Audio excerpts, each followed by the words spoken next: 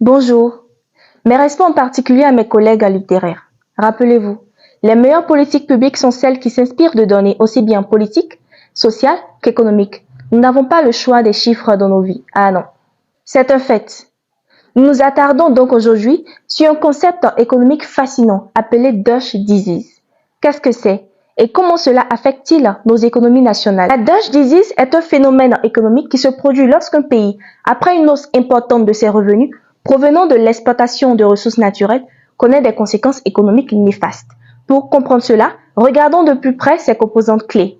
L'appréciation de la monnaie.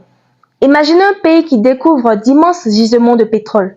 Les exportations de pétrole génèrent d'importantes rentrées de devises étrangères, ce qui fait monter la valeur de la monnaie nationale. Cette appréciation peut sembler positive, mais les autres secteurs économiques non liés aux ressources naturelles sont moins compétitifs sur les marchés internationaux. La désindustrialisation.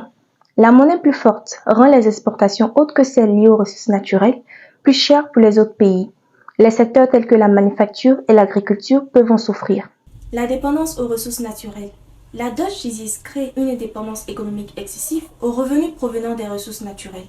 Les fluctuations des prix mondiaux peuvent avoir des répercussions graves sur l'économie. L'effet sur l'emploi.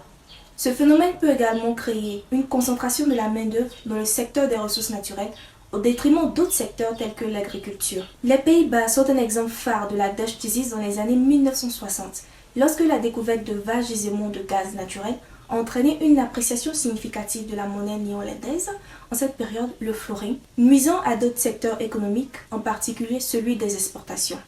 Mais d'autres pays tels que le Nigeria et le Venezuela ont également été touchés.